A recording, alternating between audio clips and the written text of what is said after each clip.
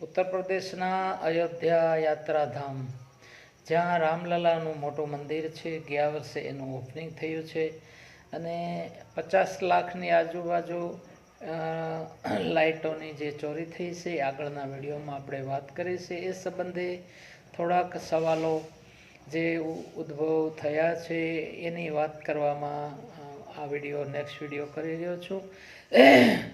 ભગવાનનું જ્યાં મંદિર હોય, ભગવાનનું જેને આપણે ઘર કહીએ છીએ, એ ભગવાનનું ઘર છે. આ આપણું પોતાનું ઘર અથવા બંગલો, બિલ્ડિંગ જે આપણે કહેતા હોઈએ તે, પણ એ ભગવાનનું, અને એ ભગવાન તમામ હિન્દુઓનું રક્ષણ કરતા હોય એવા ભગવાનના ઘરમાં, એના રસ્તામાં, એની બજારમાં જ્યાં ચોરી થાય તો એ ભગવાન આપણે કરી, પણ વધારે એમાં તર્ક લગાવવાની આવશ્યકતા તો છે જ.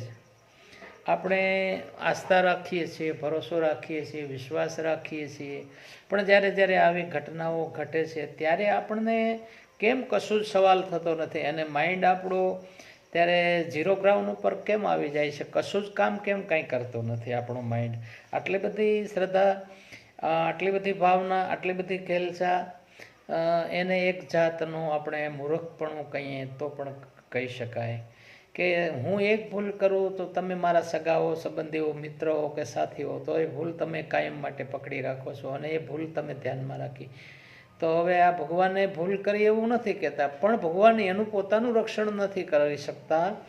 એના રોડ રસ્તાનું, એના મંદિરનું અહીંયા ચોરી કરી જાય છે. હવે કમસે કમ હવે અત્યારે એ ચોર ન પકડાતા હોય તો ભગવાનને પોલીસ જે સંબંધિત અયોધ્યાનું પોલીસ સ્ટેશન હોય એના સ્વપ્નમાં જઈ અને એમ કહેવું જોઈએ કે આ ગામની આ વ્યક્તિ, આટલી વ્યક્તિ, આ એનું નામ, આ નામ, ગામ, તામ, ફલાણું, ઇધર કિધર, એ બધું કહીને કહેવું જોઈએ કે એ ચોરી કરી ગયા છે. તમે બીજે કોઈને પરેશાન ન કરતા, સીધા એના આ લોકેશન ઉપર જઈ એને પકડી લ્યો.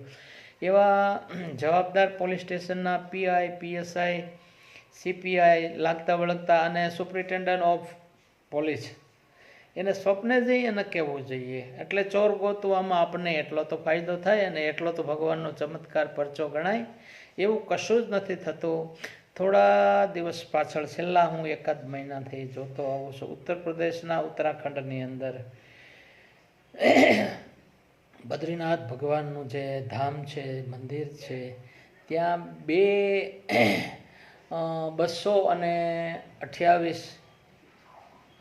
કિલા સોનું એ ગાયબ થઈ ગયું. મંદિરની કોઈ પણ ફિક્સ જગ્યાએ, સલામત જગ્યાએ જે સોનું રાખેલું હતું, જે દાનમાં આવેલું સોનું એ રાખેલું હતું, 228 કિલા સોનું ગાયબ થઈ ગયું. એવા છેલ્લા 1 મહિનાથી હું સોશિયલ મીડિયાના પ્લેટફોર્મ ઉપર, ફેસબુક ઉપર, ઇન્સ્ટાગ્રામ ઉપર, વોટ્સઅપ ઉપર એવું હું જોતો આવું છું.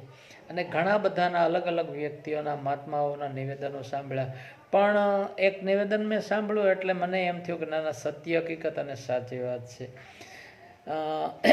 એ શંકરાચાર્ય શ્રીનું મેં નિવેદન સાંભળ્યું. સરસ્વતી નંદ કે એવા કોઈ શંકરાચાર્ય છે, 45-50 વર્ષની ઉંમરમાં છે, અને એની સ્પીચ પણ ઘણી સારી છે અને થોડાક નોલેજવાન હોય એવું લાગે છે. એમના મોઢેથી હિન્દીમાં એ નિવેદન કરતા હતા અને મેં સાંભળ્યું છે કે 228 કિલા सोना कहाँ गायब हो गया, भगवान के मंदिर से सोना गायब करने वाले कौन, ले कौन गया, और कहाँ ગયા, એવા ઘણા ઘણા સવાલો કર્યા છે. અને જવાબદાર તંત્ર સામે આંગળીઓ સીધી છે. એમના જે પૂજારીઓ હોય, એના ચેલકાઓ હોય, ટેલવાઓ હોય, ભગવાનને જે પૂજાઓ કરતા હોય, આડકતરી રીતે એમના ઉપર આક્ષેપ થતો હોય એવું નિવેદન મેં સાંભળ્યું.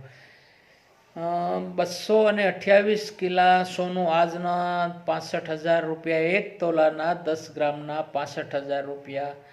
તો 228 કિલા શુદ્ધ સોનાના પૈસા, રકમ કેટલી થાય અને એ ગાયબ થઈ જાય તો ભગવાન કશું જ કહેતા નથી કે આ સોનું તમે શા માટે ચોરી જાઓ છો. જેણે ચોરી કરી હોય, જે લઈ ગયા, આપણે કોઈનું નામ નથી લેતા, પણ એમાં સવાલ એ આવે કે ભગવાન તો શું કામના? ભગવાનની તમે પૂજા કરો છો, તમે આખું એને જીવન સમર્પિત કરી દો છો, તમે જે જીવો છો, તમે શ્વાસ લ્યો છો, તમને ખાવાનું મળે છે, તમારી તંદુરસ્તી, તમે બધું જ એના ઉપર ડિપેન્ડ હોય એવું કહો છો તમે. મીન્સ કે શ્રદ્ધાળુ ભક્તો, અંધભક્તો એવું કહે છે કે ભગવાન અમારી રક્ષા કરે છે, ભગવાન અમારું ભલું કરે છે, ભગવાન અમને બધા જ પ્રકારે ફૂલ ફોર્મ અમને મદદ કરે છે.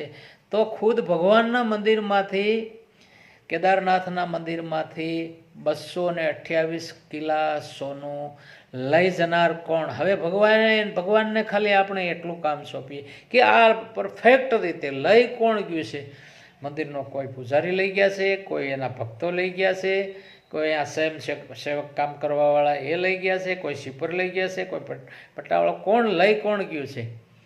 કે જેના હાથમાં આ વ્યવહાર છે, જે મંદિરના મુખ્ય સંચાલકો છે કેદારનાથ મંદિરના અને એ કેદારનાથ ધામના, એ લઈ ગયા છે. એવું પોલીસ તંત્રને સ્વપ્નમાં આવીને જવાબદાર અધિકારી લાગતા વળગતા પોલીસ સ્ટેશનના ટોપ લેવલ અધિકારીને સ્વપ્નમાં આવીને એવું કહી દે ભગવાન કેદારનાથ કે આ જ વ્યક્તિ આટલું આ સોનું લઈ ગયા છે, અથવા એમાં આટલા જણા ચોરી કરવાવાળા હતા, આ એનું નામ, આ એનું ગામ, આ એનો તાલુકો, આ એનો જિલ્લો અને આ એનો મોબાઈલ નંબર.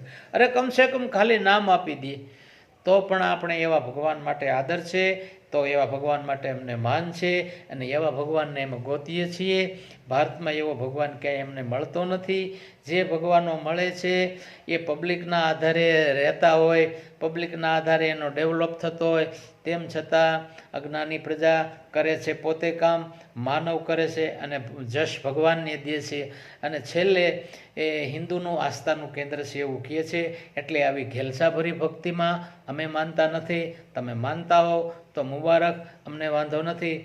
પણ તમે હવે આજે ચોરી થઈ છે અયોધ્યામાં અને 228 કિલો અયોધ્યામાંથી સોનું ગાયબ છે, એના માટે કોમેન્ટમાં લખજો. ગુજરાતના સૌરાષ્ટ્રના અમરેલી જિલ્લાના અમરેલી શહેરથી ગોવિંદ દાદલના જય ભીમ, બાબા ભીમ કો 100 સલામ. 1 સપ્ટેમ્બર 2024.